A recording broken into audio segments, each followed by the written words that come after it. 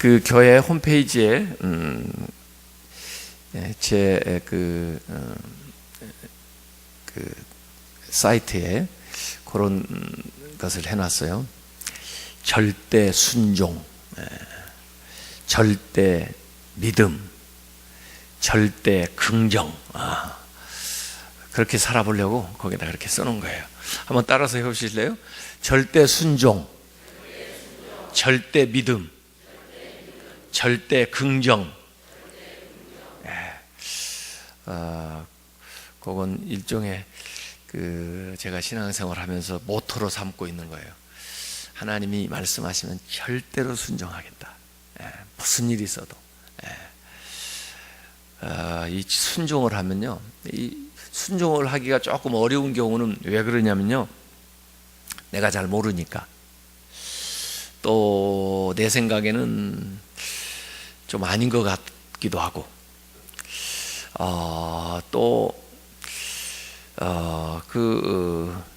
지금 좀 불리할 것 같기도 하고, 뭐 이런 생각이 들어서 순종을 못하는 거예요. 만약에 여러분이 이 말씀을 듣고 나니까 맞아, 나도 그렇게 생각했는데 내가 원래 하려던 일이야, 뭐 이렇게 해서 여러분이 익히 잘 아는 일이고 하고 싶은 일이고 할 수 있다고 생각하면 왜 순종 못 하겠어요? 하죠. 근데 순종이 어려운 것은 그럴 수 있을까? 이건 내 생각하고 좀 다른데, 이렇게 하기 때문에 순종을 못 하는 겁니다. 그런데 그럼에도 불구하고 한번 순종을 해보세요. 순종을 하면요, 놀라운 일이 일어납니다. 그때 놀라운 일이 일어나는 거예요. 여러분이 상상도 못할 일이 나타납니다. 여러분이 이전에 할 수 없었던 일을 하게 됩니다. 기적이 나타납니다. 새 일이 생깁니다.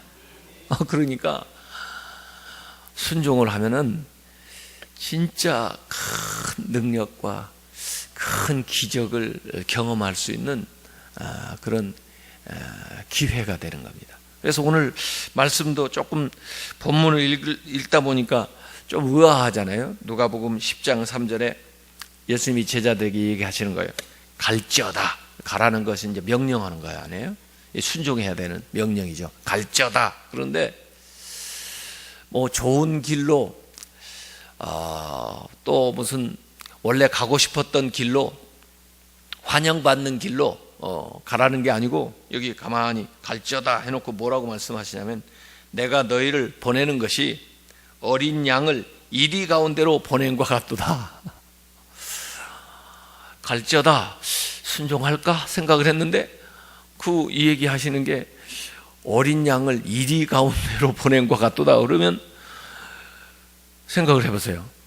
아니, 내가 어린 양인데 나를 이리들이 있는 곳으로 나를 보내?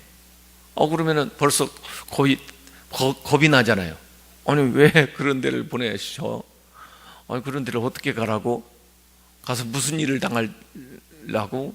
이렇게 생각을 하잖아요.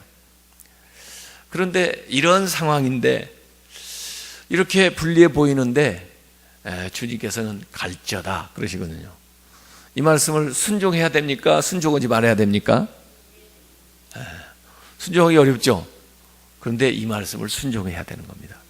이제 이 말씀을 순종하고 나가면 어린 양이 이리를 이기는 일들을 보게 될 것입니다. 새로운 역사가 일어나는 것을 보게 될 것입니다. 하나님이 일하시는 그 하나님의 능력을 보게 될 것입니다. 기적이 나타나는 것을 보게 될 것입니다. 그렇기 때문에 절대 순종하는 겁니다. 이 절대 순종하고 막 통하는 게 절대 믿음이에요. 믿음이 없으면 순종 못해요. 하나님이 나를 도와주실 거야. 하나님이 그 환경을 바꿔주실 거야. 하나님이 그 일이조차도 막아가지고 나를 해치지 못하도록 하나님께서 역사하실 거야 하는 그런 믿음이 없으면 순종 못합니다. 그래서 순종이라는 것은 믿음의 다른 말이에요. 사실 똑같은 뜻이라고 볼 수가 있어요. 순종하는 것이나 믿음을 갖는 것이나 같은 이야기죠. 믿는다 하면서 순종하지 못하면 그건 믿는 게 아니에요. 그건 진짜 믿음이 아니죠. 그래서 절대 순종, 절대 믿음, 그 다음에 절대 긍정. 항상 어두운 밝은 면이 있는데 난 밝은 면을 보겠다. 된다고 생각하겠다. 할 수 있다고 믿겠다. 이제 그런 거예요. 그래서 어떤 상황에도 긍정적인 생각을 잃지 않겠다. 뭐 그런 모토를 나름대로 이제 써놨는데, 이번 달은 이렇게 순종에 대한 주제를 갖고 있습니다. 그래서 구약의 히브리어로 순종이라는 뜻은 샤마 이렇게 기록되어 있는데, 샤마라고 하는 뜻은 원래 듣는다 그 말입니다. 듣는다, 귀를 기울여서 듣는다, 이 샤마입니다. 그러니까 순종의 원래 의미는 뭐냐면 귀를 기울여서 듣는다 이거예요. 청종한다 이런 말씀 많이 들었을 거예요. 청종한다, 아주 경청해서 귀를 기울여 가지고 듣는 거, 그걸 순종. 그래서 구약의 아담은 불순종했죠. 하나님의 말씀에 불순종함으로써 이제 죽음이, 사망이 들어오게 됐는데, 그 사무엘이 그 하나님의 말씀을 처음 듣기 시작할 때 뭐라고 그래요? 주여 말씀하소서, 종이 듣겠나이다. 이게 샤마입니다. 종이 듣겠나이다, 이게 샤마예요. 주여 말씀하소서, 종이 듣겠나이다. 순종하겠다 그 말이죠. 듣는다는 것은 그냥 귀로만 듣는 게 아니고 온 삶으로 실천하겠다 그 말이거든요. 그래서 이 사무엘은 이 순종의 사람이 됩니다. 나중에 그 사울 왕에게도 그런 얘기를 하잖아요. 사무엘상 15장 22절에 여호와께서 번제와 다른 제사 드리는 것을, 왜 사울은 제사 드리기 위해서 하나님의 말씀을 불순종을 했거든요. 그랬더니 사울한테 사무엘이 하는 얘기예요. 하나님이 그 제사 드리는 것을 그의 목소리를 청종하는 것보다 더 좋아하시겠나이까? 하나님의 말씀을 청종, 샤마 하는 것을 제사 드리는 것보다 하나님은 더 좋아하신다 이거예요. 순종이 역시 샤마입니다. 순종이 제사보다 낫고 듣는 것이 수양의 기름보다 낫다 이랬어요. 마치 이제 부모님이 가만히 생각하면 자녀가 부모님에게 순종하고 그 마음으로 기쁘게 해드리는 것이 물질적으로 얼마 하는 것보다 더 기뻐한다, 뭐 그런 뜻으로 생각을 할 수 있는 거죠. 하나님이 마찬가지예요. 우리의 물질보다는 하나님 우리의 마음을 원한다. 우리가 하나님을 순종하는 것을 하나님께서 더 기뻐하신다 이거예요. 아브라함도 순종의 사람이었죠.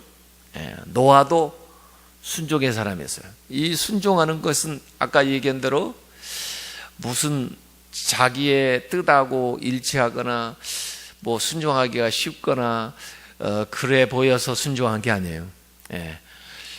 좀 의아하고 불가능해 보이고 어려워 보이고 좀 불리해 보여도 순종한 거예요. 이걸 순종이라고 하는 거예요. 아브라함, 노아. 그리고 이제 신명기에도 계속 보면 복을 얘기하는데, 이 복을 얘기할 때마다 항상 내 말을 듣고 지키면 이러이러한 복을 너희들이 받으리라 그러거든요. 그래서 전부 구약의 사람들 가만히 보면 복 받은 사람들을 여러분들이 살펴보면은 전부 순종함으로써 복을 받는 거예요. 이전에 생각지도 못했던 큰 복들을 순종함으로써 누리게 되는 것을 여러분이 보게 되는 겁니다. 그래서 복 받는 비결이 뭐냐? 순종하는 겁니다. 순종. 하나님의 말씀에 순종하는 것. 신명기 5장 10절에 보면 나를 사랑하고 내 계명을 지키는 자에게는 천대까지 은혜를 베푸느니라. 복을 받는다 이 말이에요. 샤마, 구약에는 신약 헬라어로는 순종을 뭐라고 얘기하셨나? 아쿠오 이렇게 얘기했습니다. 아쿠오. 이 아쿠오는 하나님의 말씀에 대한 인격적인 결단이다. 하나님 말씀에 대해서 내가 결단을 하는 거예요. 그게 이제 순종이야. 그런데 이 아쿠오라는 말이 신약 성경에 428번 쓰였습니다. 많이 나와요. 순종이라는 말이. 그 마리아, 요셉 이분들도 순종합니다. 마리아가 주의 계집종이오니 말씀대로 이루어지이다. 이게 순종하는 거예요. 이때도 편안한 상황이 아니잖아요. 정말 목숨 걸어야 될 그 상황이 될지도 몰라요. 그럼에도 불구하고 그 말씀을 순종하는 거죠. 그랬더니 상상할 수도 없었던 위대한 일들이 일어나는 거죠. 그러니까 하나님의 그 놀라운 계획을 우리가 다 헤아려 알 수가 없어요. 그러니까 그게 이해되기 전이라도 우선 뭘 해야 됩니까? 순종을 해야 돼요.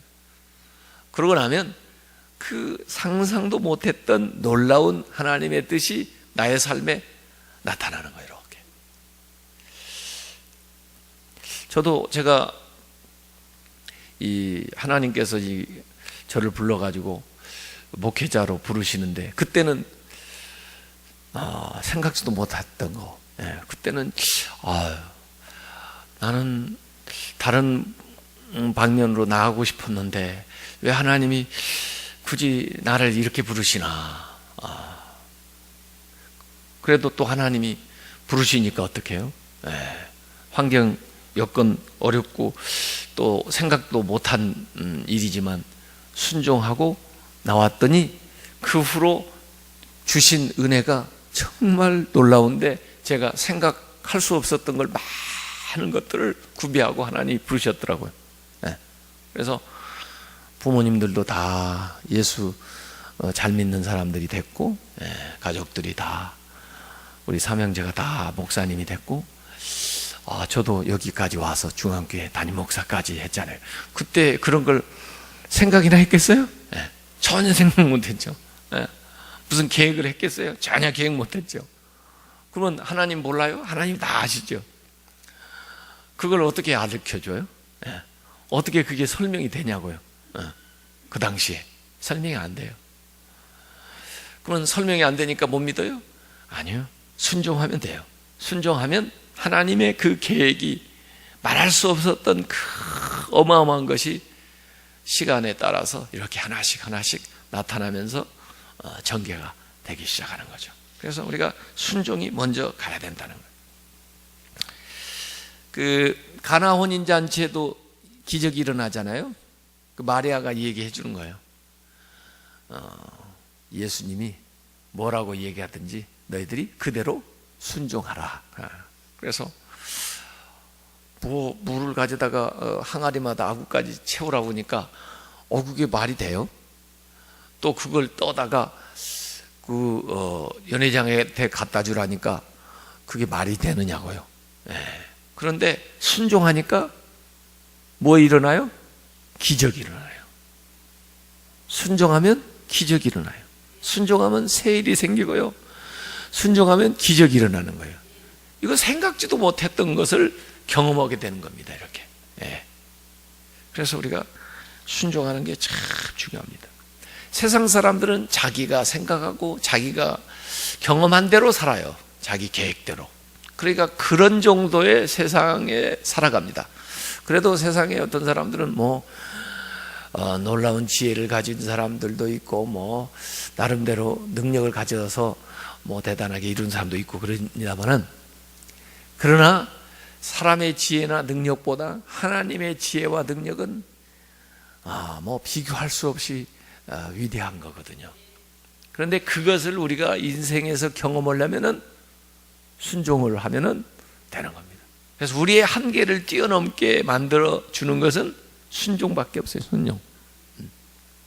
그래서 다행히 우리는 하나님을 믿는 사람들이니까 하나님의 그 경륜, 하나님의 섭리, 하나님의 능력, 이런 것들은 정말 우리의 모든 것을 뛰어넘는 어마어마한 것들인데, 그것이 나한테 내 인생에, 내 삶에 나타나는 그 통로는 뭐예요? 제가 물어보는 건 무조건 순종이라고 대답하면 돼요. 뭐예요? 순종. 순종이 통로예요. 그게 나의 삶에 딱 일어나는 통로예요.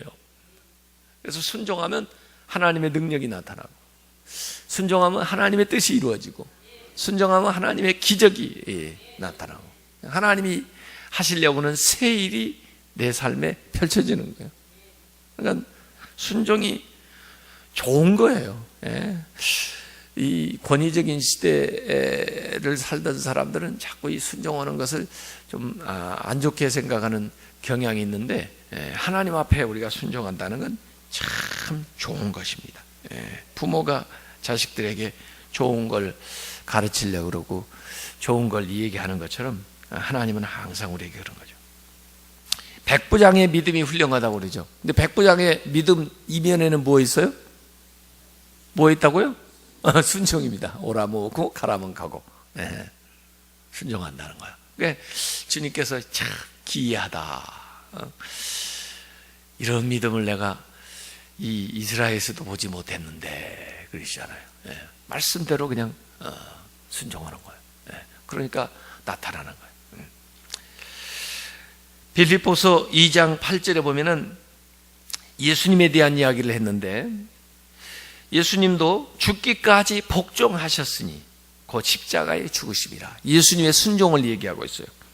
로마서 5장 18절 19절에 보면 한 사람이 순종하지 아니함으로 많은 사람이 죄인 된 것 같이, 그 순종하지 않은 사람은 아담이죠. 한 사람이 순종하심으로 많은 사람이 의인이 되리라. 그 순종하신 분은 예수님이시죠. 그래서 예수님은 제2의 아담으로 오셨는데 순종하셨다. 이게. 베드로도 순종의 사람이에요. 예수님을 처음 만났을 때 밤이 맞도록 수고했는데 얻은 것이 없지만은 말씀에 순종해서 내가 그물을 내리겠습니다. 그래가지고 그 말씀대로 순종했더니 정말 놀라운 결과를 경험했잖아요. 자기들의 생각과 경험을 뛰어넘는 새로운 세계를 경험하게 됐잖아요. 그러니까 주여 나를 떠나소서 내가 죄인으로서이다. 그러고는 그 시로 주님의 제자가 되잖아요. 순종. 이 베드로가 그래도 굉장히 삶을 그런 앵글에서, 그런 관점에서 보니까 순종을 많이 하더라고. 보니까 이분이요. 풍랑 이를 대로 예수님이 걸어오시니까 주여 정말 주님이라면 저를 명해서 걸어오라 하소서. 그래요. 그랬더니 오라. 그랬더니 그 풍랑이는 바다로 발을 내디뎌요. 그걸 걷잖아요. 물론 빠지기도 했지만 순종해. 순종. 오라 하니까 뭐 우리 같으면 이야 이게 말이 돼? 지금 풍랑이 있는데 배 안에서도 죽겠는데 뭘 밖으로 나가? 이럴 거 아니에요. 근데 발을 내디디니까 새로운 세계, 새로운 것을 경험하는 그런 역사가 일어나잖아요. 그래서 이 순종한다는 거. 이 베드로가 고넬료의 집에 가게 될 때도 그 지붕에 올라가서 기도하다가 이 보자기가 세 차례 내려오잖아요. 이게 뭘까? 내가 걸어가게 한 걸 네가 부정하다 하지 마라. 이게 뭘까? 그런데 그 고넬료 집에서 사람이 오잖아요. 그래서 베드로를 청하잖아요.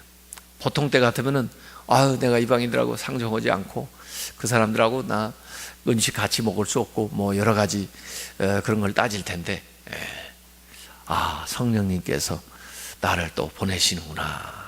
그래서 자기는 이해가 되지 않지만은 의지해서 또 성령님이 말씀하는데 순종해서 따라가잖아요. 그래가지고 가이사라까지 가가지고 그 다음에 이제 말씀을 전하는데 아유, 생각지도 못했던 성령이 막 그들에게 임하는 걸 보는 거예요. 그래서 나중에 이제 이 사건 가지고 하나님께서 이방인들에게도 복음을 전하는 것이구나. 이게 하나님의 뜻이구나. 이걸 알게 되는 거예요. 그래서 베드로도 이렇게 순종함으로써 하나씩 배워가는 거예요. 깨달아가는 거고 새로운 세계를 열어가는 거고. 순종의 사람이에요, 보니까. 그래서 우리가 많은 단점 또 많은 한계가 있음에도 불구하고 그런 것을 극복하고 뛰어넘을 수 있는 것은 어디에서 오나 보니까 순종이더라고요. 순종. 그래서 하나님이 말씀하시는 것을 좀 불리해 보이고 상황이 조금 아니어 보여도 여러분이 하나님의 말씀 가운데 여러분에게 확신을 주고 음성을 들려주고 또 말씀을 통해서 역사하시면은 뭘 해야 되겠어요? 순종을 해야 됩니다. 순종을 하면은 내 세계가 넓어지는구나.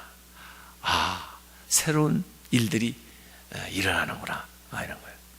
그래서 말씀을 계속 하는데도 할까 말까 할까 말까 갈까 말까 갈까 말까 이러면은 그러면은 어려워요. 그래서 예수님께서 오늘 본문의 제자들에게 갈지어다 내가 너희를 보냄이 어린 양을 이리 가운데로 보낸 것 같도다. 그러면 위험해서 어떻게 해요? 그래도 가. 내가 너희와 함께 할 테니까. 그들이 너희들에게 지는 걸 내가 보여줄 테니까.